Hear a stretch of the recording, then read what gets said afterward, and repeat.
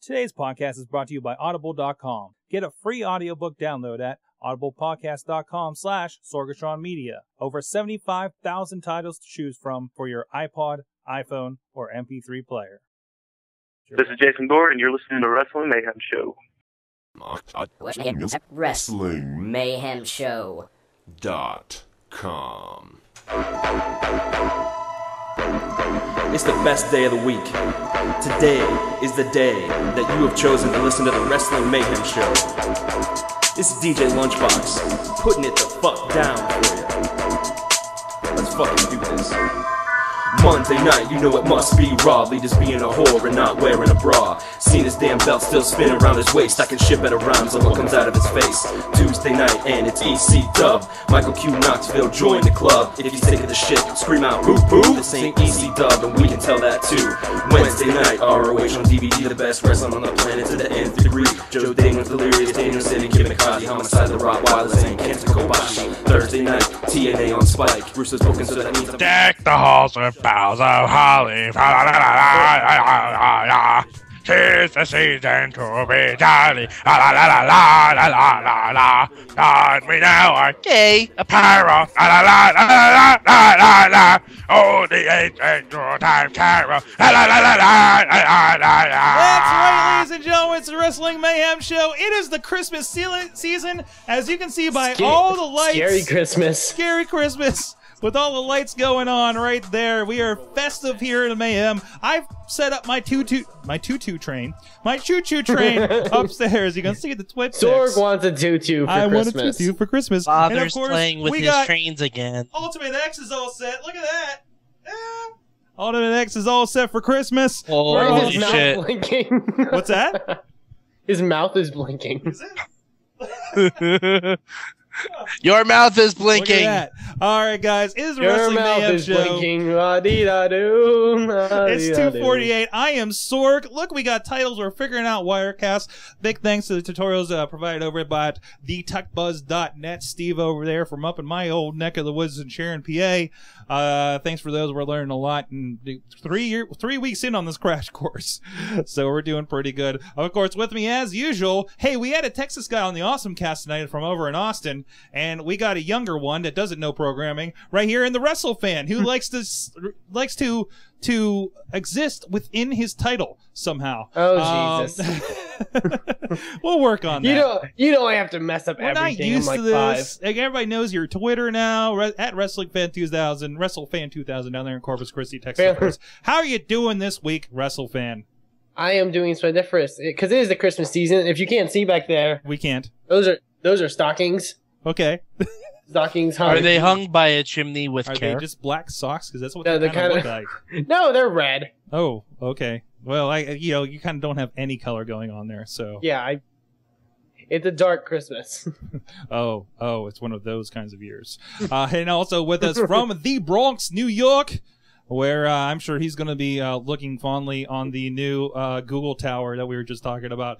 And Batman is apparently there. Gotham Knights, ladies and gentlemen. Mad Mike, the dashing one, is with us tonight. I am full of flash, full of dash, and I help Santa get you your stash. And I apologize. You're once again the fuzzy Mad Mike, as with last week. I don't know what's going on with it. I think it's something with the new It's site. okay, What's that? Sorg. the It's because fuzzies? I'm very cuddly. It's fine. Okay, I got you. Like the fuzzies. The fuzzies. Yes. Ladies. Caught me The earlier. scary fuzzies. Scary because this year for that we're doing a video, much like we did with Mikey Big Bob over there. SorgatronMedia.com. Go check that out. We'll get into that later. Not with me. Video. No, not with you. No, we're not doing one of those where it's in the bed like with Mikey and Big Bob. Oh, whoa. Okay. We're going. Oh, let's go there, right there. SorgatronMedia.com. You'll explain. Actually, that's the guys from last week. We're scheduled to be joined here shortly with by Joe Dombrowski, announcer for Ring of Honor and Pro Wrestling Ohio. There's a big show coming up this weekend with PWO. Next week with the ROH show, we'll be talking about that and anything else on his mind, because he likes to tell you what's on his mind. Dropping bombs with Joey D. But we'll get in that in a little bit. We have a couple of fan fan contributions this week, guys. What's Sorg, up, sir? Yes, before sir. we get into the very important fan mail, Yes. I think we should let people know. There's that. Oh, wait. I forgot that- the whole intro. Wait. that, hold that. We are the droids you are looking for. Yes, sir. We are. Nice segue. The WMS Gold app is over on the Android. We don't know how to have you guys find it yet. I know somebody that used to be called Doc Remedy told me earlier today that if you look up The Wrestling Show on some of the Android app marketplaces, we will come up. If you look for Wizard Media and I want to say wrestling, it should come up. We'll have links shortly on WrestlingMayhemShow.com. We'll be talking in the weeks coming up. You guys, get a chance, give me a review, let me know how it is, because I do not have an Android device on me. We have iPhones, we have iPads. Do not have Android devices in house to test it with, but the rest of the crew does, for the most part. This is. Oh, go ahead. I'm making a bold proclamation. That's that. For you Wrestling Mayhem fans out there that have Androids, email us as soon as you download the Android app. The first person that emails it will get a free SmackDown poster from Mad Mike. Oh, wow. There you go. So, Boom. throw it in Boom. the That contest. just happened. Throw in the contest. Be the first to buy something. Boom. Wait. There we go. Right there. For Is those it? that can tell, this phone, Yes. powered by Android, Yes. the app will be on this cellular device within a week. Within Hold a on. week. I can And do Wrestle it fan, you like on the can't show. win. I can do it like on the show. Ooh, You can't win, Wrestle fan. What the hell are you doing? I'm trying to do So- the iPhone thing.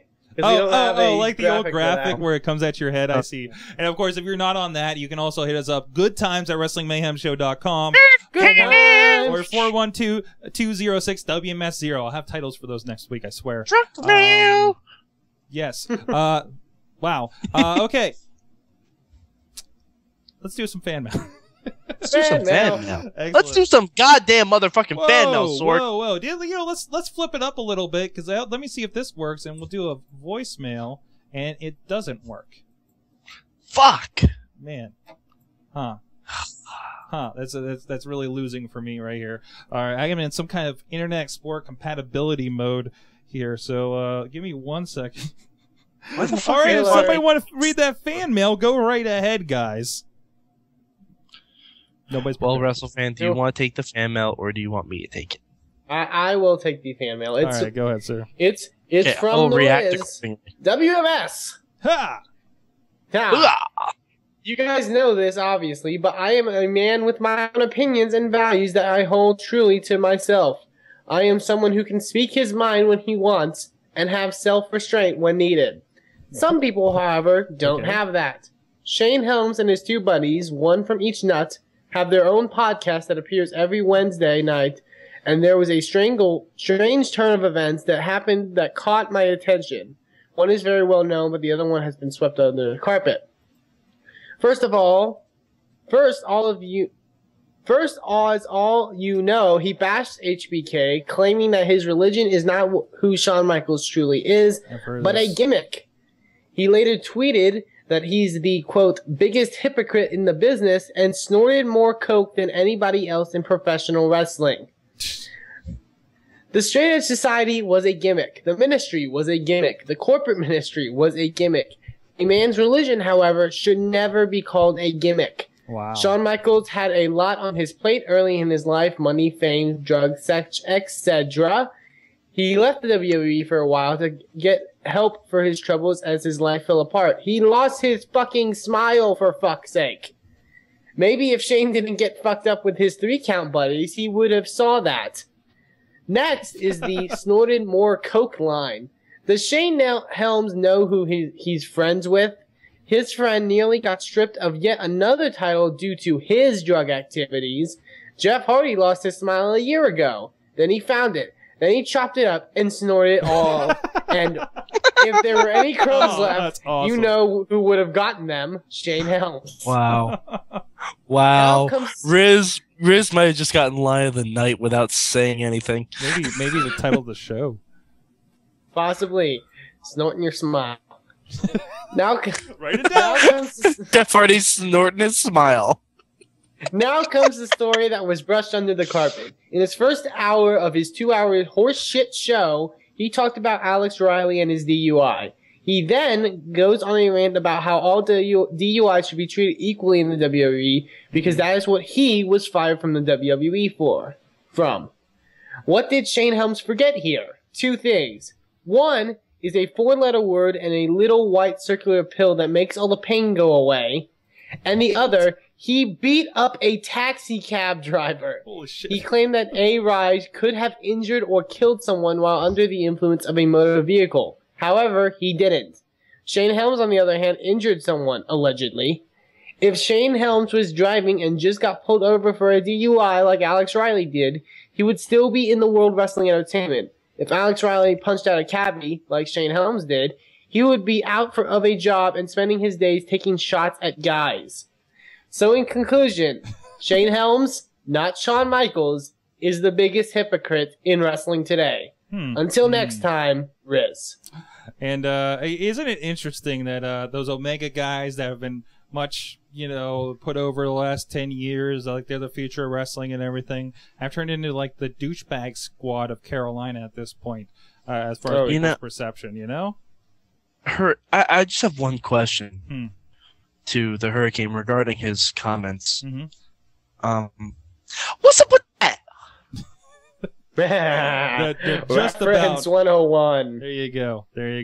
All right, guys, we got a very Congratulations, That's the only thing you'll ever be famous for. Yeah, there you go. He's a Hurricane.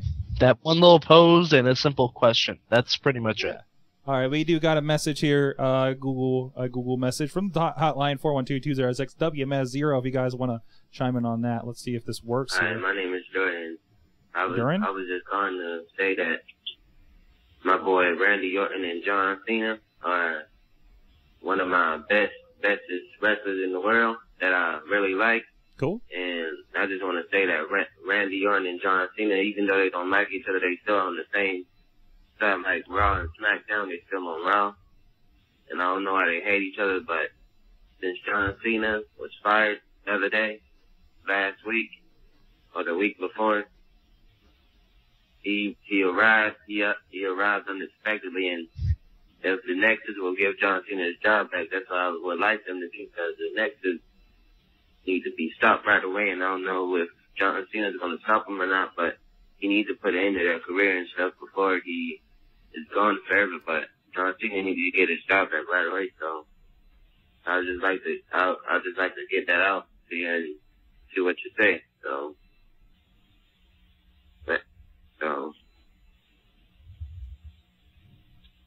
that's it.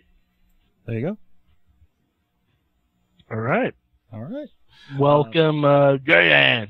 Oh, that's good. Sorry, the phone doesn't always work out that well. So I'm pretty sure he said his name was Jordan. Jordan Duran? I'm guessing. I went with Duran. Jordan Duran. That's what we're going to call you from now on. Yes. Your new don't name feel for bad. the show is Jordan Duran. Don't feel bad if we got it completely wrong, because I'm pretty sure Mad Mike was originally from Canada and WrestleFan was from everywhere but Texas.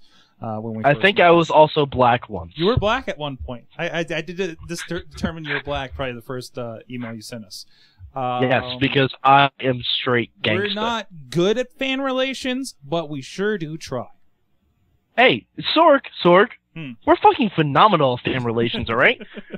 2/3 of the show is fans who became members of the show. That is true. This is true. This is the how we cycle in talent. If you bug us enough, we'll let you on the show. That's the lesson right there. Basically, email is FCW. Or NXT. And sooner or later, you will be called up to the majors. Magus is my rookie. There you go. I am his pro. There you go. No. The emails into the show are WrestleFan is LB's pro. There you go. I don't remember how we got other way WrestleFan around on the first time. WrestleFan, how did you get here? It was a mix of magic and all this other hooply-doo that I can't explain. Thank you for giving me a real damn answer to that, okay? See, that was totally a Lunchbox answer. He's learned well from his pro. Yeah, he has learned. It's a shame that Doc Remedy's rookie, Nate Diesel, never came on the show. Yeah. The winner even carry kegs. Who? Yeah, I dropped a Nate Diesel reference. You're welcome, everyone. There you go. There you go. Everybody Dude, drink. that kid. Everybody drink. I realize I apologize. I hope you guys have been in the chat room because I have not had it up here. And Sorg, do you remember who my rookie was? Who was your rookie? Brian Chappelle. Brian Chappelle, who dropped off the face of the earth. Yeah, I'm still friends with him on he Facebook. won. I'm friends with him on Twitter. He tweets me. Really? That's cool. Yes, from time to time. Does he still listen? I have no idea. Oh, all right. Well, we're going to put a line in here to Funky Joey Dabrowski and see. And I'm pretty sure it's on a computer where you guys can't see the phone number. Funky Joe. Joey D dropping Joey bombs. D, dropping bombs on the Mayhem Show. Joey D, how you doing? I'm doing pretty well. I'm kind of frightened by what I'm in store for and what sort of debauchery you gentlemen are causing, but I'm still happy to be here. Oh, the usual. We have the Christmas lights up. We have the stuffed owl wrapped in the said Christmas lights. Are you doing anything festive for Christmas? Do you have the Dombrowski Central office there decorated in any fashion? Not yet. I'm gonna get some crudely hung up lights, and I'm looking for one of those African American Santa Clauses they used to have on SPW. If I can get one of those, I'm gonna be in the holiday spirit real quick. Excellent, fantastic. My dad actually has one of those. We can do some business then. Excellent. What was that, Joe? We can do some business then if there's one on the market. Excellent. Ho ho ho takes on an entirely different meaning when you have a black Santa Claus. That's true. So we wanted to get you on. Of course, there's a big show coming up this weekend with Pro Wrestling Ohio. The TV tapings up there at Niles. So I wanted to kind of touch base with you. This is the first show coming up after Resolution, if I'm not mistaken. So this is kind of the first big kind of aftermath, right? Well, our first television taping after Resolution was this past October, and due to some scheduling snafus, this will be our second. And I'm really excited over the fact that this is the first time we've been to Niles to present a PWO exclusive show. Mm-hmm. Anyone that may have been there in the past, we were there last January and there again last May. We were in conjunction with the CWE Championship Wrestling Experience promotion, and great guys, great talent they use. Spent many years working there as well.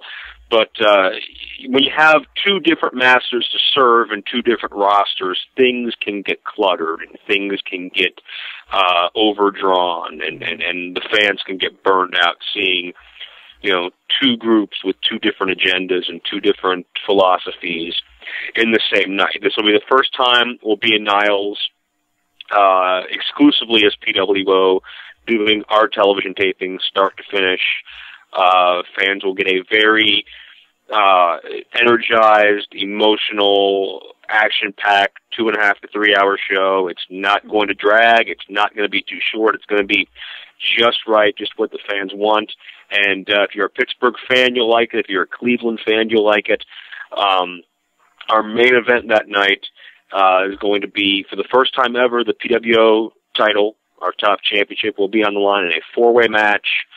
Johnny Gargano will defend the title against M-Dog 20 Matt Cross, who had a unbelievable match against Gargano to main event Resolution 3. There's some clips of that on our YouTube account, youtube.com/PWO Wrestling. On this 4-way match, Jason Bain, the most dominant man in PWO, who came off of pinning Raven at Resolution 3, which tried, very few succeeded in defeating Raven 1, 2, 3 center of the ring. That clip is on YouTube as well. And the fourth man is Marion Payne, someone who has seen eye to eye with PWO as a whole, or yours truly, or a lot of other people, but made his mark. He made his statement. He wrestled Hacksaw Jim Duggan at Resolution 3. He had a very competitive match with Gargano last October at the TV tapings. And it should be interesting to see these four men, very diverse personalities, eliminate style. So there'll be 3 falls before we have the winner and the PWO champion. Excellent, excellent. So and everything's so how's the Niles crowd compare with Cleveland? Of course, Cleveland's kind of notorious for being kind of crazier crowds from stories we've heard here, on this show and everything. Now Niles, I grew up from up in that area, up around the Greenville, Jamestown area, so I always hear about the old WWE shows coming there. Is it still kind of a big wrestling town that kind of should have been? The crowds vary so much depending on, and it's not even city to city. It can be town to town. PWO has, away from the normal philosophy of we home base in favor of around into wherever our television show hits basic cable, which is 4.5 million homes. That covers a big chunk of the state. We've had crowds that have been big, small, quiet, energetic. We've run the gamut, and the crowd in Niles. The first time we were there, great crowd, a lot of people there, very energetic. Second time, not so much due to a variety of reasons, but I'm very optimistic for the third time around. We have a great advertising campaign around Youngstown. I've heard from people that live in the area that have said, hey, I've got friends that are asking me, about this show. They've seen the flyers. They're interested in it. We're going to be mentioned this week in the Tribune Chronicle, which is a section based in that Youngstown newspaper. They're going to have a story and I think some photos for the show. So I'm hoping to see. I think Youngstown's very untapped as far as wrestling fans, live entertainment, that sort of thing. I think there's a definite market there that maybe other organizations try to tap into, but maybe didn't have the means, didn't have the personal abilities, or whatever it may be. So I'm hoping for a large, lively crowd with a lot of energy, ready to be seen on TV. And if the demand is there, we'll be happy to supply it, and we'll be happy to make Niles, one of our regular stops 2-3 times every year. I'm excited about that. I'm excited for anything that's going to be closer to my folks back home that I can drag my nephew out to, because I know he enjoys those Franklin shows that they've done with the IWC. So that's great to see more wrestling up in that area. I think it's a really untapped area, to be honest. But also, and I don't know if you're going to be involved with this. I didn't hear the yet, but next weekend is going to be Ring of Honor's Final Battle pay-per-view. I want to see if some thoughts let people know what's going on in Ring of Honor these days if they're not following along on HDNet. Well, I'll tell you what. I'm not going to be on the air on the 18th for Final Battle, but I'm going to be there because I want to see this show. I have to see this. Just seeing how everything is built throughout the year on DVD, and personally, what I'm most looking forward to, my favorite rivalry this year, anywhere in wrestling, El Generico and Kevin Steen. Mm-hmm. A rivalry that got so personal and so violent and so psychological as well. And that's a game, that's an aspect of the game that's overlooked by a lot of casual fans, but it's so important. To watch Kevin Steen turn on his best friend of partner of 6 years, best friend of even longer, I'm sure, El Generico, align with Steve Corino, turn into this sick, sadistic, conscienceless person, belittle Generico, call him a cancer, call him a disease, a sickness, and then to watch Generico, sulk around for so many months. I'm sure, we've all been through it at some points in our lives, a close friend or a best friend that we feel has wronged us or turns their back on us, or their demeanor and attitude changes around entirely, and you don't even feel like it's the same person. And I think a lot of us could relate with Generico for all those months. And we saw Colt Cabana come around and try to pep talk him and build him back up, and we slowly saw Generico realize, you know what? the only way to get rid of this demon is to physically exorcise it. I have to stand up for myself and show I'm not going to be the one pushed around, bullied around. And Generico, he was a man possessed in Toronto at the first pay-per-view I did back in June.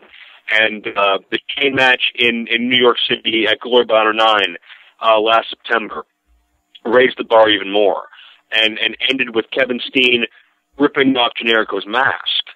And, just when Steen lost that control over Generico internally, he comes back and he steals Generico's entire public identity. And now we have the ultimate stakes with Generico and Steen one-on-one, Steen's career versus Generico's mask. And many can argue that Generico's career is his mask. Certainly Generico is a hell of a wrestler no matter what he wears, but that's his identity. That's how he's known the world over. So both of these men's lives are going to change forever next week on the 18th regardless. And then you look at Roderick Strong, who went 0-15 in Ring of Honor World Title matches until he finally was able to win the big one at Glory Bounty 9. And you. 3 more times we thought he was scared. We thought he was in the business. And now he comes back more intense and more focused than ever. He's looking to be the guy, the man on top. And to say that Davey Richards is more intense than ever says a hell of a lot. So the hunt will be on, and it may be feeding time on the 18th. And also, you got to look at the Kings of Wrestling and Shane Hagedorn, how personal they've made the rivalry with Jay and Mark Briscoe, and inserting the father of the Briscoes into things. And the Briscoes, in many ways, they're very simplistic guys. They like to drink, they like to fight, and not much else. But one thing they do have, they have very, very strong family values. And Hero and Claudio pulled the punk card of the Briscoes' father. He jumped the rail to defend himself, and it has not been the same since. And Papa Briscoe is going to be in the 6-man tag match as well. I'm not going to look for him to wrestle the HK European style, but I think Shane Hagedorn is in for a world of hurt. Plus, it's also mentioned in Christopher Daniels and Homicide will be there, two major names who've been around the world. Serena Deeb has been announced, teaming with Sarah Del Rey against Daisy Hayes and Awesome Kong with the Women of Honor. My boy Adam Cole is advertising. I'm a big fan of Adam Cole, who's come out of Philadelphia in the past year or two and really blown up. He looks like a star, carries himself like a star, talks like a star, thinks like a star. Adam Cole is going to be, in 3 to 5 years, on the tip of everybody's tongue, and they'll be talking about him, and he'll be involved as well. So, my time in New York for Glory Bounty, just amazing feeling with all the fans there, as rabid as they are. The New York crowd, you don't need to explain how a New York crowd is. It's an entirely different category unto itself, and factor in. All the guys there, like a Terry Funk, like the world's greatest tag team. All the guys from the outside that love Ring of Honor and support Ring of Honor. And you've got all these pay-per-views, $35, $45, $50, that, a lot of them are watered down. A lot of them cater to the mainstream. They're not wrestling for wrestling fans, like PWO or Ring of Honor. I was tweeting last night that, I watched TNA. I think TNA was good for a wrestling show. But I really don't think it's anywhere near worth the $40-$45 for a pay-per-view. Well, here's the bottom line. Here's the bottom line. WWE has great storytelling, yes, great production, yes, but they lack that emotion. They lack that unpredictability. They lack the things that really make wrestling fun. Exactly. TNA is a very fun show to watch, and they have a lot of energy and a lot of spontaneity, and they have a very realistic presentation, but you don't have that long-term model in place, that long-term plan in place to tell those long-term stories. Mm-hmm. And the perfect example of that is, look at Jay Lethal a few months ago with Ric Flair, look at his visibility now. Yeah, it's a roller coaster. Yeah, look at Rhino when they were starting the Main Event Mafia, and look at Rhino thereafter. So to me, Ring of Honor has the best of both worlds. You have a realistic presentation. Your intelligence is not insulted. You have more action than you're going to get anywhere else, and for a fraction of the price. And you get that storytelling that makes you believe, and makes you want to believe, and makes you care, and emotionally invests you. You know, I'm emotionally invested, and I was working there. You know, it was business to me, but I can't help but feel the plight of El Generico. I can't help but you know, feel the pain of the Briscoes chasing the Kings of Wrestling. You know, and Ring of Honor, they've had, you know, their pros and cons and ups and downs in the past. But for me, this has been their strongest year yet. Yes. And to see the climax of that year, I think that's something that no one should miss.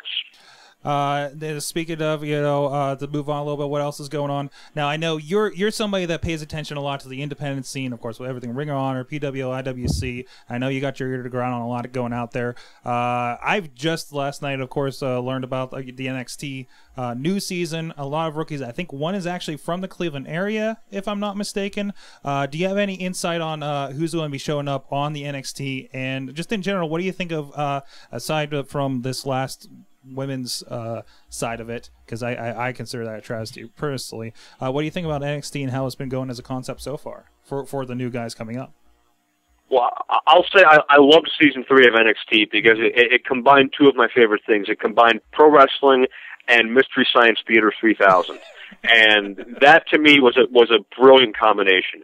NXT overall, it has its pros and cons. It's an easy way, like the WCW show, it was a really easy way to introduce new guys and establish them and make them the focal point of a show. Yeah. Where if you had a guy like Caval or Alex Riley or whoever on Raw or SmackDown, they would be lost in the shuffle. It gives them, 13 weeks, whatever, to find their legs, get running, and build something up for themselves. On the other hand, some of the positions they put these guys in almost seems destined to fail, set up to fail. As a fan, I'm not going to look at you as a larger-than-life superstar if you're fumbling over your words, doing a promo about a flower, or if you're, running up the arena steps to go chug a soda. It's an interesting concept, and it's on the internationally. It's that first movie could probably still be here, so it has an audience. I think, I'm not real familiar with a lot of the guys there because I don't have access to the developmental shows. But I do know that Derek Bateman on the show has worked for PWO as well as a lot of other Cleveland, Youngstown, etc. area independents. He was known as the Deviant Michael Hutter. He was trained by J-Rock, and he's always had the physical tools, and he's always been, a guy that stood out above the pack, certainly physically, athletically, when you look at the area. And, he's been down in Florida for maybe a couple years now. So I think he's ready for the opportunity. I think he has the tools they're looking for. So I see very successful things in this future, regardless of how this season goes. Really, regardless of the voting, regardless of who places where, I think WWE has in mind who they want to run with and who they don't. And if I'm booking a wrestling company, Michael Hutter, Derek Bateman, he's the guy I want to run with because he has that star quality and he has the athletic background. And unfortunately, it was a few years ago, he had that injury that kind of hampered where we could go with him. But I'm happy to say he was there, and I hope he goes as far as he can, because if he becomes a major star and people start thinking, well, where'd this guy come from? And they look to us, that helps this area. That's what Cleveland and Pittsburgh desperately needs. And, areas like Philly and Jersey have that. The Midwest has it because you got Punk and Evan Bourne and tons of TNA and Ring of Honor guys came from that area, and IWA and the like. But Pittsburgh and Cleveland, who have they churned out that has mainstream success since Kurt? Mm-hmm. You know, I don't count Miz since he didn't do area indies. I don't count Ziggler because he didn't do area indies. You know, it's, you know, Kalen Croft. You know, no disrespect to him, but that's the best example you can get of a guy, you know, who's really branched out to mainstream. Him and Michael Tarver, who's injured right now, who did the Nexus thing. The more guys we can get on WWE and TNA television every week that started here, so people will go back, buy the DVDs, watch their progression, and then fall in love with all these other guys that are still here and coming up. That helps the business as a whole. There's definitely no lack of talent as far as that goes with the guys we see here, and they're definitely getting a name around. You know, I know a couple guys from the area. A couple guys from the area I know have been hanging around in Ring of Honor. You know, once in a while popping up on TV, we see them. So hopefully we see more of that too. You know. Yeah, well, I think everybody in PWO. They're there because I see something special in them. Yeah. Whether it's a guy who will bust his butt and take every chance in the world like Aaron Draven, whether it's a guy full of personality and energy like Nicky Valentino, whether it's, you know, your top guys like your Garganos and your M-Dogs. Bobby Beverly has made huge strides. Aaron Draven, like I mentioned, has made huge strides. Matthew Justice is in the best physical shape of his life. You know, Jason Gorey makes his PWO debut this weekend, and he's come a long way from where he's been. And I followed him since day one. Michael Facade, you know, has a style and look completely unique unto himself, which is so rare to find, but he has it. You know, Aeroform, Flippin' Linden. There's so many guys around here who either live around here or apply their trade here that just need the platform, and the rest is history. Question from the chat room, actually. Riz in there is asking, who do you think, not counting guys in ROH, think is the next guy to make it big? I'm presuming from the area here. Well, if you don't count what he's done already, Johnny Gargano to me is an easy layup. He's got Dragon Gate right now and Chikara and a lot of other stuff, but he has a lot of star quality to him, and he gets it now more than ever. Shima Zion, I look at Shima and I see star just exuding out of his pores. He has an amazing look, and you know, his interviews have improved a lot, and he's been able to tour the world and do camps and do so much to learn and diversify himself. I'm a big fan of Bobby Beverly, who he's coming along very quickly, and those puzzle pieces are starting to fall into line. You know, until his retirement, I would have put Jimmy DeMarco on that list because of how captivating he is with the people. There's so many guys who you can look at, too, beneath that level and say, okay, well, they're just missing one or two little things, and once it clicks, boom. You know, Gregory Iron has the best feel-good story in wrestling aside from Zach Allen. And you know, and you cannot hear that story and not be touched. So, you know, not even counting the fact that he has a tremendous mind and is in tremendous physical shape, that story alone is gold in my eyes. So, and Eric Ryan, who's now known as Cursed in PWO, you know, not going to be next national breakout star, but he's progressed a lot too in recent months, and you know, I'm very proud of him. But you know, from different levels, top to bottom, everybody is improving, and everybody is striving. At least, you know, who I work with, striving to get to the next level, and that's what I want to see. I don't want guys that are complacent, that are content being the best wrestler in this town or the best wrestler in this promotion. I want the guys that are going to become the best in that town, and then ask themselves, okay, what do I got to do to be the best in that town too. What do I got to do to get Ring of Honor to notice me? TNA, WWE, Japan, whatever. Because as soon as you're complacent, you stop growing. Yeah.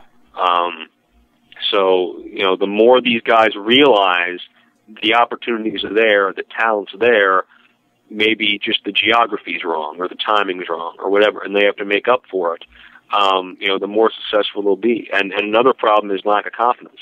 A lot of people don't believe they can do it just because there's long odds. You know, sure, there's a less than 1% chance. But if you don't try to begin with, odds are a lot longer than that.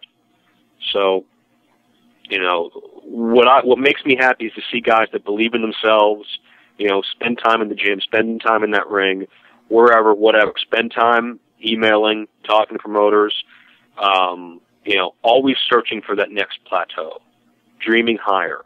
And we got a lot of guys around here that do that, and I think it's only a matter of time before you're going to see a few more break that imaginary glass ceiling in this area. Excellent. Well, Joe, I want to thank you for coming on. Always a great time talking with you about what's going on in the area and beyond. If anybody wants to check out Bug Joe, we've had it on the screen. His Twitter, @JoeDombrowski, right there. He's on the Facebooks. He loves technology from my discussions with him, by the way. Especially when you Foursquare. Yeah. I'm gonna check into your studio and kick your ass. I almost forgot I checked in. I'm still mayor. You know, some asshole that's never been here keeps checking in and taking my mayorship of this room. I swear I'm the only one that's been here. Oh my God, corruption in politics! I can't believe it. Foursquare. What are you gonna do when Foursquare is corrupt? You know? I mean, there you go. But, as much fun as I'm having plugging a website and a service I don't understand, I will also mention you can log on to pwowrestling.com and get tickets. The PWO Live event this Sunday at 5 p.m. at Eastwood Expo Center. The address and all those fun contacts are on pwowrestling.com or facebook.com/ProWrestlingOhio. And you can also order Final Battle 2010 on internet pay-per-view at gofightlive.de. There you go. Thanks a lot, Joe. Always a pleasure. Everybody else, hang on. There's a little bit of sampling from the Gold, which is now on Android, by the way, and we'll be back with who knows going to be on the Skype line next. See you guys. Mayhem Show.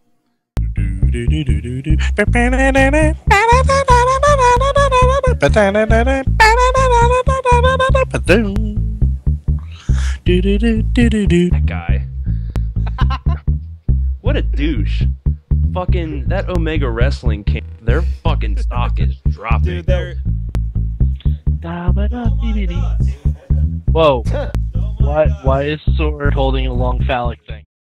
Hey, this is Sarah Del Rey, and you're listening to the Wrestling Mayhem Show.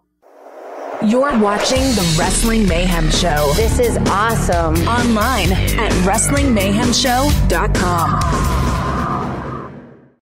Ladies and gentlemen, it is part 2 here. Wrestling Mayhem Show. Everybody's talking. 248. I might have said 278 earlier. I don't know. Maybe. Joe Dombrowski, thanks a lot for having yourself on. One of these times I'll get you to wrap. Go check out Joey D for dropping bombs. Sweet D in the studio, and all that. So guys, we got.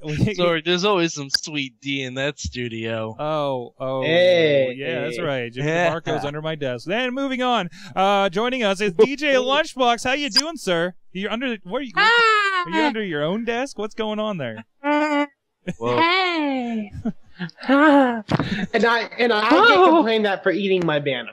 Please. he's like loving his banner. What are you doing? Hi. I'm in the corner. All right, we'll come back to him later. How you doing, sir? That's that kind of day. Spend that kind. It's great. It's great. Let me just say I agree with everything there is said. Excellent. Catching up on that's the it. fan mail. If the Riz says it, I fucking agree. This week's Mayhem Show is brought to you by our sponsor, our Mayhem Show app, now available on Android. Go get it. Moving on. All right, guys. The droids you're looking for. Yeah, something like that. So let's see what's going on in the Mayhem universe. Of course, well, the first thing that comes to mind here, have you guys... Michael Cole. All right, Mad Mike, lead the discussion.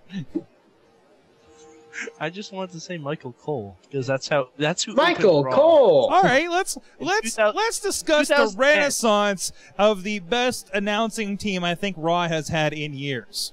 Best announced show Raw has had since JR and the King were like both caring. No, about it's the better product. than that. It's better than that. I know I was going off on Twitter a little bit about it, but I like CM Punk better than Matt Striker. You know that I enjoy the teachings of my teacher, Matt Striker. But CM Punk has such a subdued style to it. Striker has really good stuff, but he really slaps you in the face with his anecdotes. Punk just has this stuff that is like, wait, I need to start paying attention to the announcers again, because there's good stuff. Because too many times from the weeks before, people are like, did you hear when Punk said this and this, and which is obviously a reference to this and from so and so Indie Fed. But like, what? No, I have to listen now. You know, I'm waiting for him to pop like IWC references, Norm Connors, da da da da da. You know, because I mean that's not the first time we've heard Norm Connors on WWE television. So, did you hear Punk call Lay Cool two beautiful people? Yes, little hints like that. I love it. I mean, it's just I think good. I think what makes Punk so good is that he knows he's not there for a while. He's just there until he heals up. Mm-hmm. So he's just seeing exactly what he can get away with. Stryker knows that he's in there for the long haul, or at least hopes he's there for the long haul. Yeah, because he knows he's going to be wrestling again probably within a month. So he's just getting it all out there while he can. Yeah. He has some great one-liners during his commentary. My favorite was during the King of the Ring. It was whoever Kofi Kingston was facing in his first round match. Mm-hmm. And he said that Kofi Kingston could be King Kofi Kingston. The acronyms might not work, but still the same. Yeah, little stuff like that. Little stuff that, like, if you're not paying attention, you would never catch. If you're just watching a wrestling show blindly, He also referenced that he got Kofi Kingston a tag team title.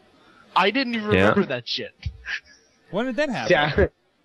Like 2 years ago. That was way back. Were tag team champions. Punk and Kofi, yeah. And I like that he's really kind of stepped back from the whole straight edge thing, yet gets angry when you spill his Diet Coke.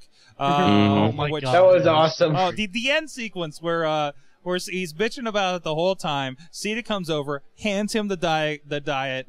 Was it Diet Coke? Isn't that kind of against his character? I think it was a diet.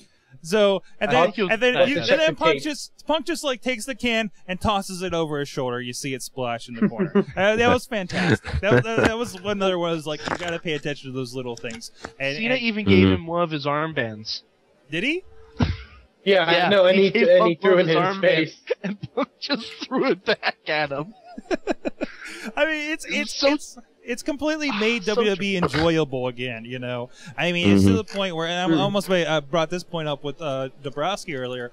It's to the point where the Raw has become more exciting than the pay-per-views. There's a comment in Between the Ropes from last week that which happened in Orlando, so they were very excited since that's their hometown.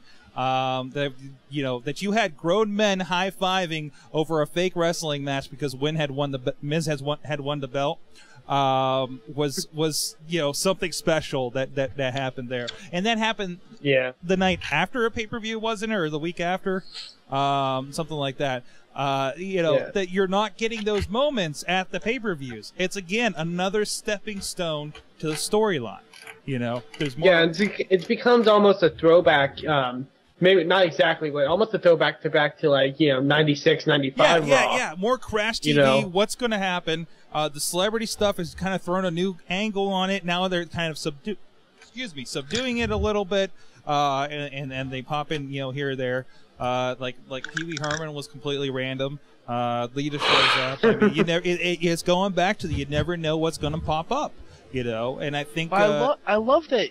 Even the stuff that doesn't work on the show, per se, Punk will now call it out. Like, when Miss America came out and did her ring announcing, Punk just went, wow, she's really pretty. And crazy stuff like that. Like he calls the Bellas a 4 every week consistently. It's been pretty funny. So, But yeah, okay. So WWE having a renaissance, and I think I've mentioned before. When has WWE not kind of bottomed out this time of the year? You know, I mean, yeah. It really feels like usually it's just. Yeah, it's usually just a bottom point leading up to, WrestleMania. This so. is about when we had... No. They try and coast through tribute to the troops and all that. Yeah. Through that until they start gearing up for the Rumble after the New Year, usually. This is where you get the experiments like, let's throw the belt on Big Show for a little bit. Let's throw, give Sheamus a shot at the belt for a little bit, you know? Hey, let's throw Hardcore Holly in a title match. There you go. Nobody cares your neck got broken at this point. Sorry, Which is why my prediction for the Royal Rumble title match, because this is the time where they do some weird stuff. Mm-hmm.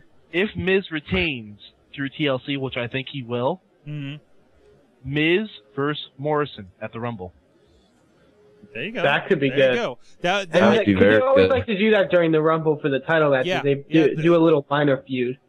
Yeah, like back when Jeff Hardy was wrestling Randy Orton for the title. Exactly. You know, that little one that you're like, you don't really expect anybody to change hands here, but you never know. You know, it'll be a nice little thing. It's a throwaway because the Royal Rumble's they a have story. such a good backstory to them. Yeah. Yeah, and Morrison's really moved his way up, so. Yeah, exactly. He's probably going to have a match with Sheamus at TLC and probably win. And then Sheamus will go on to fight Triple H. Morrison has something to do. I'd be surprised. With I think if they do have a rematch, I think Sheamus will take it though. Since Morrison picked up the win at Survivor Series. I think Triple H will cost Sheamus the win. Speaking of this little bit of a lull holiday thing, they did announce the tribute to the troops for this year, which I don't know whether they're going to have time for any wrestling, considering how many stars are going to be on it. Sean Diddy Combs' new group Dirty Money, which basically him and a couple of hoes, Cedric the Entertainer, and other celebrities such as Miss America, I believe, that we had on Trace before. Adkins, I think. Remo Fakih, which completely sounds American. John She's Cena's really pretty. She is. John Cena and plastic. John Cena is advertised for this despite not being employed for whatever reason. Shawn Michaels is advertised despite being retired. You know, whatever. You know. Well, he can always come back. I mean, he could. So it'll be interesting to see what I wonder if it's going to be more than an hour, considering how much they have advertised. Unless maybe I think it's a little bit easier this year because they're doing it in Fort Bragg or Fort Hood. Don't they usually? It's a base in the U.S. They're not going to Afghanistan this year. Really? Huh. Yeah, they sent a few people over to Afghanistan to meet with the troops. Like I think Vince McMahon went over. I think Eve went over. I think a few other people actually went over to visit with the troops. Mm-hmm. They're still over there, but I think for the most, it's going to be in Texas this year, actually. Okay. Well, you know, still, you know, it's a memorial thing. You know, we don't have as many people over there right now. And again, not following the political stuff. So, I think that's kind of the point. Like, it's supposed to be the war is over. Type of thing. Yeah. So this is the mission accomplished edition of Tribute to the Troops. Sure. In other WWE news, Goldust didn't make last night's show. He's been injured. They said that I lost my story here. He's having an MRI on his shoulder Thursday. So hoping nothing's wrong there. Best to him. You can follow him WWE Goldust on Twitter. He's a very entertaining follow. Dream. Everybody. Whoa. LB? Yes, sir. Go for it. What'd you say? He's a very entertaining follow, and yes, he is. An MRI, and they also released it's a book T-shirt set in the thing, the WB Shop Zone. Yeah. For his new book, which I believe actually is called Crossroads. Wow! I didn't know Goldust was doing a book. Yeah, that's fantastic. He's an entertaining follow, but sometimes he just tweets dumb shit like about poop. So don't tweet your poop, as Big Bob said, right? Don't tweet your poop. What were you saying up there, Russell fan? Yeah, and I agree with you. However, that's what he gets for torturing my Lithuanian dream. Lithuanian dream. Let's see what else we got here. WWE's Stand Up for WWE campaign has received a nomination for the most creative social media campaign of 2010. You can vote for this pretty much anything you could possibly imagine over at Mashable.com, which is a name I know I hear a lot in the tech social media community. Mashable, bing, bing, bing, bing, bing. Let's see, a few enjoyable most soon. Wow, they're up against the Old Spice guy who, remember, had the YouTube account that you could get a personal message from. I would vote for the Old Spice guy. I think I would. They're losing to the Old Spice guy. As well as I thought WWE did, sticking up for themselves and their fans. Something like that. Although Santino did an Old Spice commercial, I think I'd be sold on WWE. That is true. Speaking of Santino, we have new tag champions. Now looking at me, I am on a horse. New tag team champions. New tag team champions. Great. Good for Kozlov. Good for them. Horrible for the tag division. Thank you very much. Moving on. Hey, they're the only actual tag team. That's true. Sorg. Yes. They can actually have a credible feud with the Usos now. Yeah, maybe. Because Tamina is there with Santino. Ever had a credible feud with the Usos? That's never happened. Maybe it'll be entertaining, but I don't think it's going to be anything worthy of a tag division in a belt. Okay, great. Oh no, right, but you know what? Just because the tag teams in TNA happen to be better wrestlers, there's still only 4 tag teams there. That's not a division. Yeah, and they're on that match. Yeah. I mean, tag team wrestling has really been lost. But I mean, you get what you get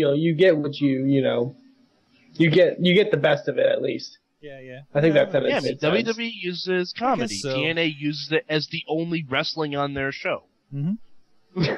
WWE is apparently pushing back their network to 20. According to ProWrestling.net, plans for the network to launch in August 2011 have been pushed to 2012 and perhaps beyond. COO Donna Goldsmith confirmed this news to Reuters. Says, quote, "It's taken us longer to galvanize the troops and figure out where we're going. I blame Mad Mike and his logging skills." I blame Magus. You blame blankets? There you go. I blame Magus. I'm awesome, Sorg. I don't know if you've picked up on this. But... She goes on. My guess is more in the middle of 2012 or even the beginning of 2013 before we're ready to go forward. So there you go. Yeah. There you go. So there's, I don't know what that says for the play of a one-man mic, but yeah.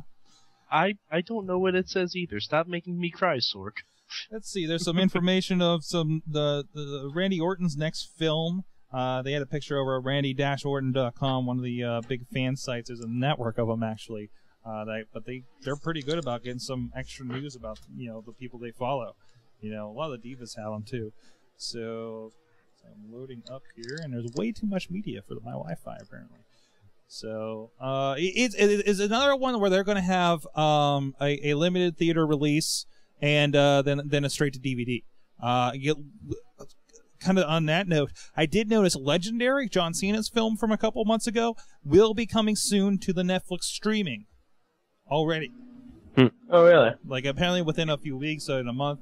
And I bet you'll want to order it, but you still don't know how.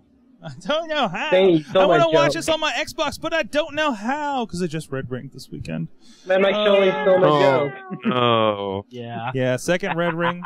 Yeah. Oh, we should have a moment of silence for Sorg's red ring. Yeah, it's going to be $99 to fix it because I'm out of warranty. I've already sent it back. Oh, yep, yay. Yeah. So $100 for that, or buy a new Xbox. Has my Netflix on it. It's my DVD player for the living room. Yeah, it's all kinds of fail. But my Wii works. Let's see. This is for that. Get Netflix for the Wii. I do have Netflix on the Wii, but it's not in HD. Wow, that's weird. This is turning into the Awesome Cast. Let's move on. That's What I Am is his movie. There's a picture on here, which is just him. It's very awkward. I don't even care to put it on the screen for you guys. It's a coming-of-age story that follows 12-year-old Andy Nicole, a bright student who, like most, I'm bored already.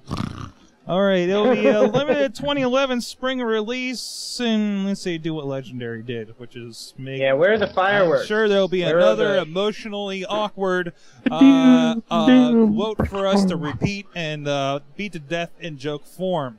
So let's move on from Sword. I would love to repeat it to death in joke form, but I don't know how. You're like crawling off the screen. What's going on back there? I don't know. Can you at least put the camera where you are? All right. Let me see here. Let's fix this camera. See, you're already over there. WrestleFan likes to go off center to the right. Mad Mike is the only one. What are you doing? What are you doing? Stretches? Mad Mike is all right. Everybody stop. One of the entire everybody group. stop for some calisthenics there. Wow. Okay, that's better. There's his eye. There you go. On that note, MVP cut from the roster apparently requested his release from his WWE contract. They're not. Isn't it great how everyone that gets released requested their release? Isn't that great how that works out all the time, Sorg? Yeah. Isn't that funny? Yeah, isn't that ironic how WWE doesn't actually release anyone? No. Everybody wants to leave. This is the great exodus. What's going on? Holy crap! Oh my god! That was LB. I want to turn him down. I think someone just got thrown into a trash compactor. I think he just unplugged his microphone. LB.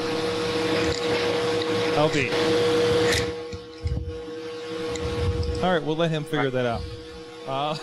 But yeah, I liked MVP, but he was. They weren't doing anything. He's been a tweener. He's been a real tweener for a little while. So. Yeah. They haven't figured out what to do with him. He's not happy with nothing he's been doing. The word is that he's kind of in the same boat as a Matt Hardy. That there's this youth movement that's really passed by the people of his generation, and they're expected to kind of pick up and push him. So right. I don't know. Whatever you think of that. Sad thing? What's that? You know the really sad thing? I watched SmackDown this week. Mm-hmm. I really, really liked the team of MVP and Caval. Oh, I didn't get a chance to see that. Oh my god, they were awesome. They were pretty good. Awesome. They had matching outfits, which I don't think they coordinated that. It just ended up that way. But irony. But it was they really worked well together, and now that he asked for his release, you can't do anything. Yeah. Well, I think of it like this. This will give him another chance for like one of the minor mid-carder guys on SmackDown to move up, maybe like a Caval or something like that. Maybe get some more mainstream stuff, hopefully. Definitely. Actually get more than one win. So expect him in TNA any day now. And he's also expressed interest any day after 90 days. Oh, that's right. He's also been talking about working for New Japan. He says he's expressed interest in a match with Maso Chono there, according to ProWrestling.net. So that may be good. Good for him. I hope he. So gets around to that. Yeah. Go ahead. Speaking of TNA, there was a pay-per-view last Sunday. Oh yes, that's right. Now you had a pretty good breakdown of this WrestleFan. What did you think of it? Okay, I'll make this short and sweet. There were 3 good matches, and they were all the matches that we expected to be good. Everything else was what we expected it to be. Yeah. It was. Yeah, pretty much. I had a lot of problems with the pay-per-view.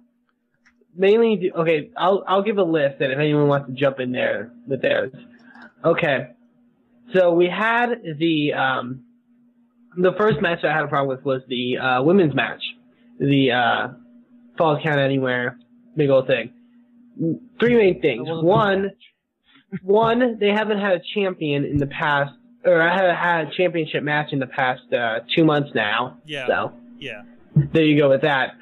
Second of all, I think this Falls Count Anywhere match would have meant more if they didn't have them brawling all over Impact every single week. Yeah, so it's just like a continuation and final to a match that's been a continuous match for several weeks. You know, Sork, I said this, I tweeted this, I think, before the pay-per-view, or said it in the chat room I was in. But with a pay-per-view called Final Resolution, you should actually resolve something on it. Yeah, and TNA should never have a pay-per-view called Final Resolution. Well, yeah. Judging from the orbs, none of these feuds have resolved. And of course, everything's getting filmed this week. They're having 4 tapings: Monday, Tuesday, Thursday, Friday. And I'm very sad to see. They're not having one Wednesday because their champion might be jailed. Oh, really? Oh, is he having a court date? But it'll probably wait, WrestleFan, or I'm sorry, LB, what was that? If there's any justice, yes, but in all likelihood, they're just gonna delay the trial again. Because of course, like a douche. Because of course, you can beat Jeff Hardy and do Jeff Hardy things and still be world champion. But we'll get into that later. The third problem I had with the match was the ending. Now, they have the brawl all across the Impact Zone, same old stuff, and all throughout, of course, Taz is making innuendos because he never takes the match seriously when it involves women. This is true. They fight into not the women's bathroom, but the men's bathroom. They have a little brawl in there, including some very. The cameraman panned to a shot of a guy on the John, which that was real classy. Okay, and then they're brawling in the room. Then out of nowhere, Madison Rayne pops out from one of the stalls, sprays Mickey with a fire extinguisher, and no, she hit her with the belt. Oh, she hit her with the belt, but didn't she use the fire extinguisher too? Yeah, she used the fire extinguisher. Then I think no, there was a fire extinguisher. There was? Yeah, there was a fire extinguisher. I'm pretty sure there was. Very aware of the fire extinguisher. Yeah. Okay. Here's the problem. One, either Madison Rayne spent a lot of time in the men's bathroom,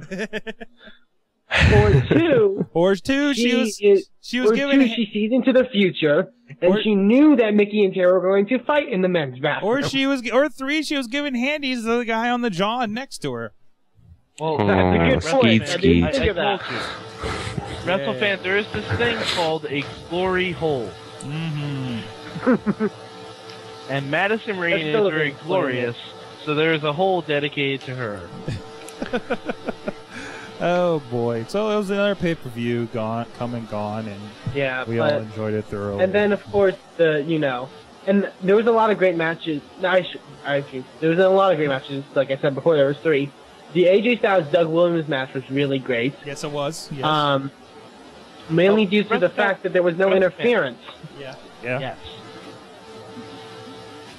Best part about that match is that it had no run-ins at all. Yeah. And then, was that all of them? And then there was the Full Metal Mayhem, aka TLC match. I thought was good. Another great match. Yes. We found some of the spots were. Yeah, some of the spots were take back to the whole first ever TLC or first ever triangle ladder match. They set a table on top of 2 ladders and stuff like that.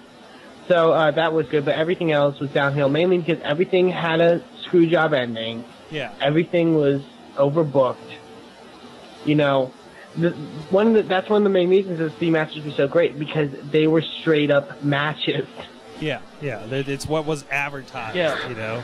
Also, the Beer Money and Ink Ink match was really good. Yeah.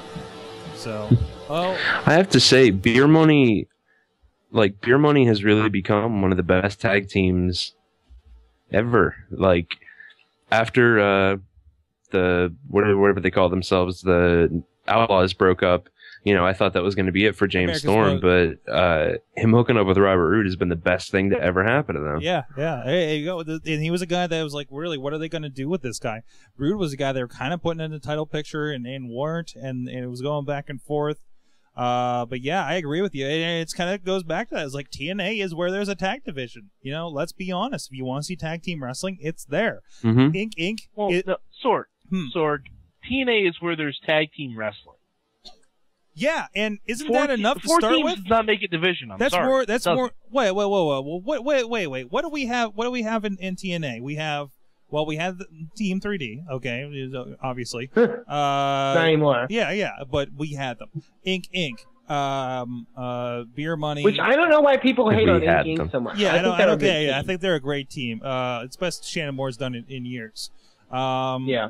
Since 3 Count. and being the number 1 MMer. And then we got Jen Me and we got Motor City Machine Guns.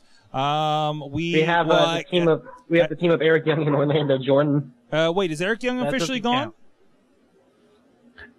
No, Eric Young is back. He served the food at the Thanksgiving. And Impact. I think you can count that because what was Beer Money than 2 guys thrown together and they made it into a team.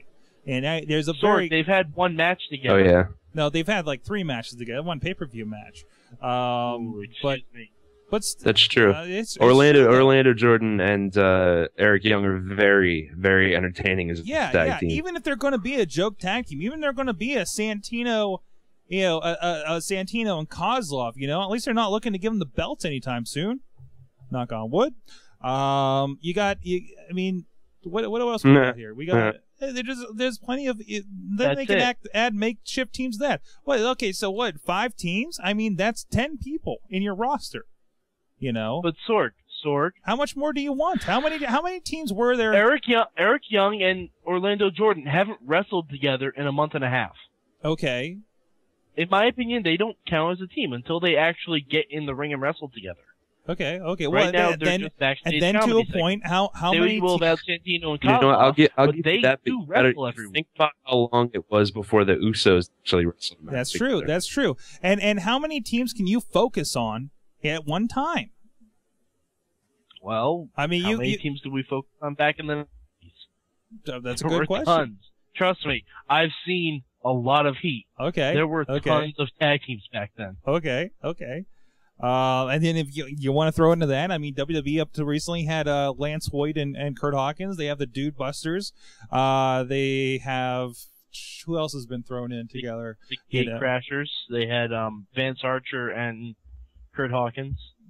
Yes. Vance Archer, Kurt Hawkins, and Kalen Cross and Trent Beretta. And who knows who they're tossing together on But now they fired 2 of the guys from those teams and formed a new team with the other 2. There you go. Yes, they should be the Gate Busters. The Gate Busters. Fantastic. The Gate Busters. So there you go. So I don't know. I think TNA has the best bet at tag team, right? We talk about with independents, like IWC has like 3 or 4 tag teams now. Yeah, but Sorg, you can't compare a roster of over 80 guys like TNA does to IWC, which has a significantly less roster. Okay, yeah, and TNA kind of makes a better go at it, I think, when they throw a couple guys together like that, though. I'm not saying they don't have good wrestling. I'm just saying you can't really call it a division. It's only 4 teams. How many? Because we get on WWE by saying they don't have a tag division. How many when they have the same number of teams? How many women's tag teams are there? That's pretty ridiculous right now. So speaking of women's tag teams and TNA having a great tag division, Oh, that's not a segue? Okay. Oh, Hamada got fired? Yep. Oh, and she's half of the champion. That's why the TNA Women's Tag Team Champion. That's not the first time that's happened. That's not the first time that's happened, right? Nope. Awesome Kong was champion when she left too. Yeah. Ironically, with Hamada. Yeah, that's one of those things they need to hit the reset button on it. Let's get the happier thoughts. They just need to take away the women's tag titles in general. No one will. Nobody will remember it. Just be like, yeah, they'll just erase that from the website. Hulk Hogan is to star in a new version of Hogan's Knows Best reality show. He wrote on his Twitter, yay, that he was trying to decide if he'll agree to a new version of the show. It would be, he says, quote, it would be me, Jennifer, his girlfriend, and what's really going on with my life and my relationship with my kids. Mm-hmm. Is it gonna be called Hogan Knows Nothing? Nobody fucking cares. Hogan knows less. Jesus Christ, nobody cares, Hulk Hogan. Hogan takes a poop. I think you should just stick with the internet thing. It worked so well for the Hardy Show. So move on from there. Let's see. Katie Waters, a.k.a. Katie Lee Burchell, a.k.a. whatever Winter, I think they're calling her in TNA. She's going to be a new movie called Project Guardian. It's an independently produced visual effects short film, which means it'll be just as great as that Gail Kim film from Canada with Not it. No, I'm not watching that one. I was just gonna say that. Yeah. Yeah, you know. So, what else is going on here? We got Jeff Hardy almost didn't make that pay-per-view. No, he made the pay-per-view. Yeah, I heard about that. So, He just wasn't according to there. reports, they came close to pulling him off the TNA final resolution. At one point, there was a concern amongst management that Hardy was in no condition to perform. Well, no, let's see. Replacement and main events were discussed. The original main event.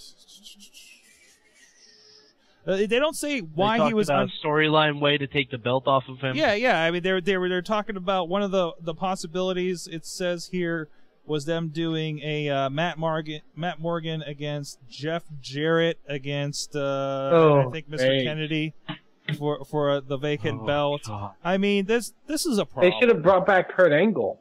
I mean, come on, guys. Yeah, well, Kurt Angle was on the poster for next month's pay-per-view, so we're expecting that. Yeah, but Fortune was on the poster for this month's pay-per-view. Oh, that was the worst looking poster I've ever seen. Oh, was it? TNA, you really kind of need to stop sticking out here for the guys with the drug problems. You know what's happening. We know what's happening. This is the problem. It's in the news. The problem with this is it shows the unprofessionalism of TNA, because if that happened in WWE, Jeff Hardy would be suspended. See that? That's from a 13-year-old TNA. He can figure it out. Dude, where the fuck are if you? that happened in WWE, Jeff Hardy wouldn't be suspended. First of all, he would have been stripped of the belt. Yeah. Secondly, he would have been fired. Thirdly, he might have been arrested. Yeah, exactly. Exactly. WWE's a big company. Or at least like thrown into rehab. Yeah. And then I'm sure he's going to get a letter from WWE about that rehab. I'm sure he's gotten several since, because they still send those out regardless. I actually think they probably haven't sent it because he's in TNA. That could be. No, I don't know. Be like, hey, you got to go in this rehab, but you can't be on TNA while you do it, because you'll be in rehab. Well, you just go and get off TV there, buddy. Throughout that match, he looked like he had the munchies. As far as WWE is concerned, if he's working for someone else, they are his responsibility. That's true. Let's see. That's from last week's news. I think I just skipped a point here. Of course, Slammy Awards are next week. I thought they were this week for some reason. Jillian's another one. Jillian Hall's another one that asked for her release, apparently. So, of course, putting that out there on the earlier discussion. So, anything else you want to touch base on here before we head out for this week, guys? Yeah, Sorg. There's like a lot of stuff. I don't know. That's everything I got pegged. What do you got? What you got, sir? Did you watch the show? Michael Cole got RKO'd. Well, yeah, there's that. We had fun with that. We'll talk about that. When was the last time that anyone can remember a wrestling show opening with an angle that's strictly about announcers and it being amazing? That's true. That's true. I don't know about it being amazing, but there was a few of those with Jim Ross. Yeah. Okay. Yeah, it reminded me, of course, when Jim Ross came back, back in '99, I think, and he played the whole heel thing with Michael Cole replacing him. So. And is that when he brought back the fake Razor and Diesel? No, he brought. That was when he brought back Dr. Death. Oh yeah, that was bad. That was bad. Rest in peace, Dr. Death. And he had his own announce table in front of King and Cole. Yeah, and Hardcore Holly got slammed through it. Awesome. Barely. Awesome. Well, other than that, guys, would you like to learn a wrestle fan? What'd you learn in wrestling this week?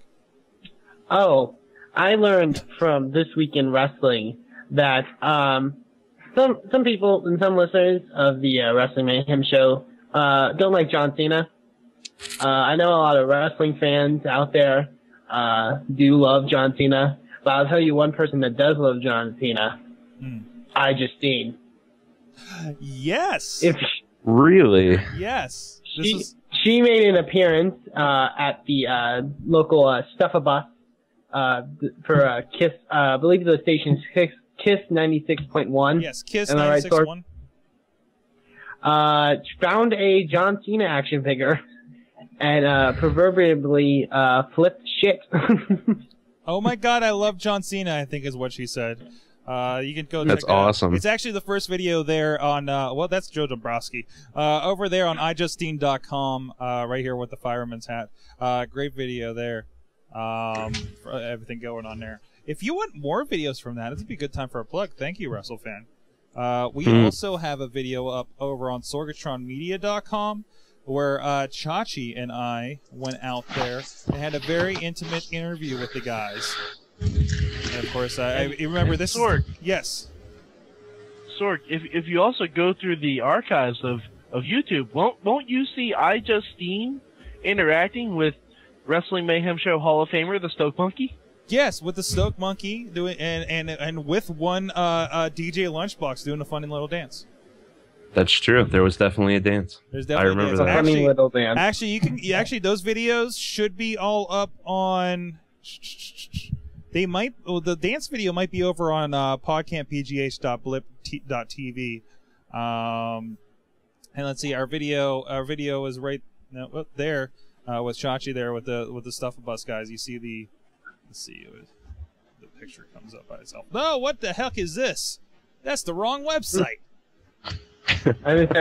That's not proper at all. That's SorgatronMedia.com. There's the guys right there. You heard of SorgatronMedia.com. Talking us, and he's just saying the website over and over again. Go check that out. Mad Mike. Whoa, what's that? I said, what's wrong with me saying SorgatronMedia.com? SorgatronMedia.com. Plug. Oh, and I also learned Hot Wheels reminded me in the chat room. Shark Boy returned. Yes, Shark Boy. How I miss Shark Boy. And you know, I'm pissed off that Shark Boy returned. Why? Because the only reason Shark Boy returned was because TNA has no forethought into their product placement at all. They mapped out for a Shark Boy action figure probably a year and a half ago when he wasn't even employed by the company. No, that was like and the first. No, That was the first he was run. still employed. That was the first run. He is still employed. Yeah. He just hasn't done anything for I like remember, 2 years. No, I remember specifically. I got the Shark Boy action figure, and he was at the Gathering of the Juggalos selling his TNA T-shirt, which I bought, and had him sign the Shark Boy action figure. So he was very much employed. I'm glad he's back. Are He's you getting talking some the money. TNA action figure or the old one? Oh, it's the first run. You mean the Jax ones? Then? Yeah, he's coming out in the Jax figures. All right, when well, he wasn't on TV at all. So we. Okay, and now he is. You know how your video... Yeah, there you go. You know how the video games are always like, well, those guys aren't part of the company anymore, and here's a bunch of people that are. I mean, what do you think the turnaround is on lines of action figures? So, you know... All I have to say about it is he's back on TV. He's getting paid a little bit. You know, I believe there was a story about his like house burning down or whatever or something. Oh, jeez. You know, so good for him. Good for Shark Boy. WrestleFan, I guarantee you won't see him again. That's fine. That's fine. He got paid. Who cares? Hey, Sharky got. Are we looking for? paid. Are we looking for Shark Boy to get a title run in the future? No, we don't care. He came up. It was fun. Whatever. Well, great. They need some X Division guys. Well. He got paid. You know. Riz learned from the chat room that TNA you can be accused of stalking your ex and come in unable to perform and wind up the world championship with the world championship. Yeah. There you go. There you go. So, that's absolutely true. Man, Mike, what'd you learn from wrestling this week? I learned that CM Punk is amazing. It's really spectacular. He's probably the quickest turnaround I've seen from in-ring performer to announcer for the A show I've ever seen in my life. Mm-hmm. And that's it. And I also learned that TNA can't have a non-fucked up finish to a main event to save their lives. Well, you know, the usual. Ever. LB, what'd you learn from wrestling this week? I learned that there's still a little life left in this Nexus angle yet. The ending of Raw was pretty awesome with the whole, you hire Vaccina or we'll kick you out of Nexus. That was awesome. I was actually talking last night on Facebook. Oh, yeah? That's one other thing I learned. It's always great to see Starscream deliver an ultimatum to Megatron.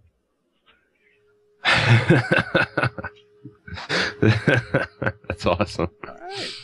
Yeah, I was talking with a friend of ours, Josh, here locally on Facebook, and he's like, "Oh, they're destroying Nexus. Why are they doing this?" And I was like, "Because it's entertaining and different. Because it's not entertaining for Nexus to roll over everybody for 6 months. It's not entertaining for John Cena to win all the time, and he has lost. John Cena has lost for the last 3 months practically."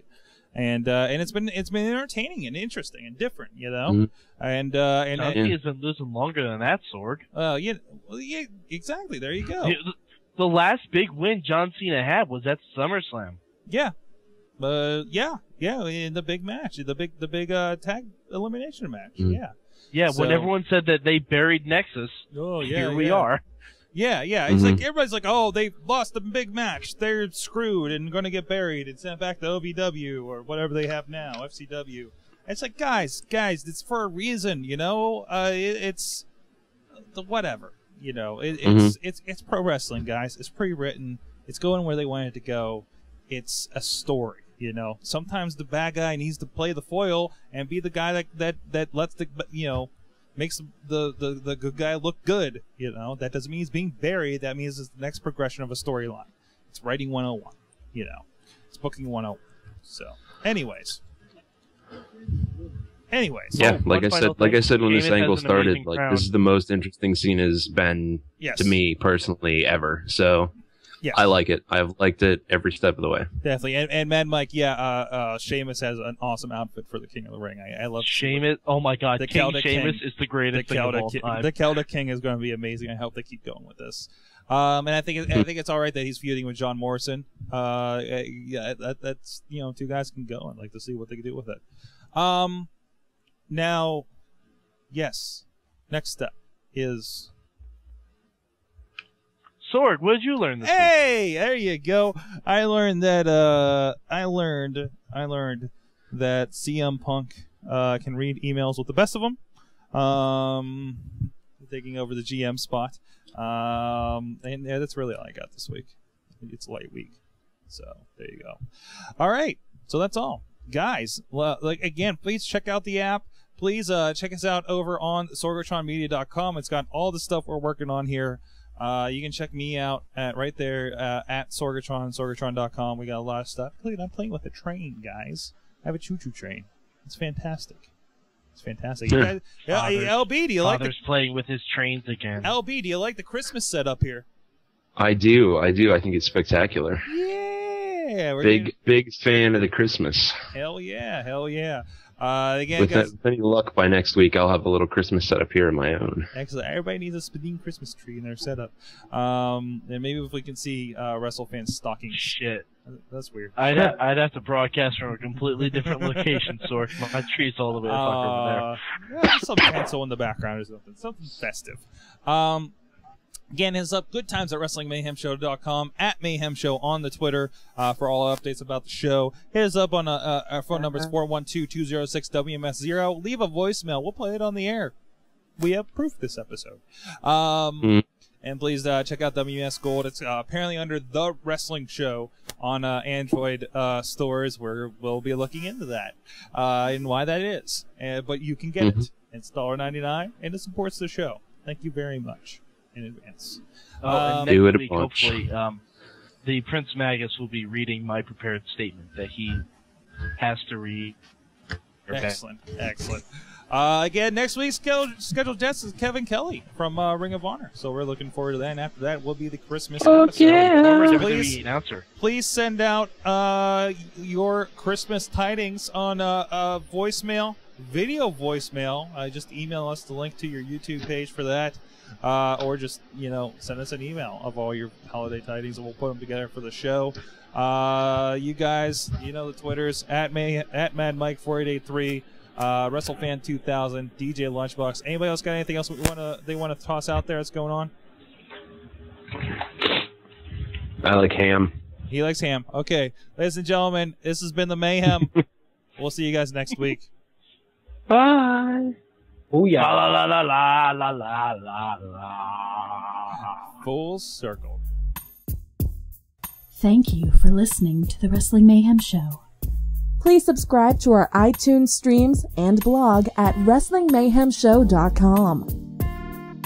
Email us at goodtimes@WrestlingMayhemShow.com or call us with any comments at 412-206-WMS0. We love to hear from our fans, and who knows, maybe you'll make it onto the show. The Wrestling Mayhem Show was recorded live in Pittsburgh, Pennsylvania, in front of a live internet audience, and is a production of Sorgatron Media. You can be part of the show as we record live every Tuesday at 8 p.m. Eastern on TalkShoe.com and Ustream.tv.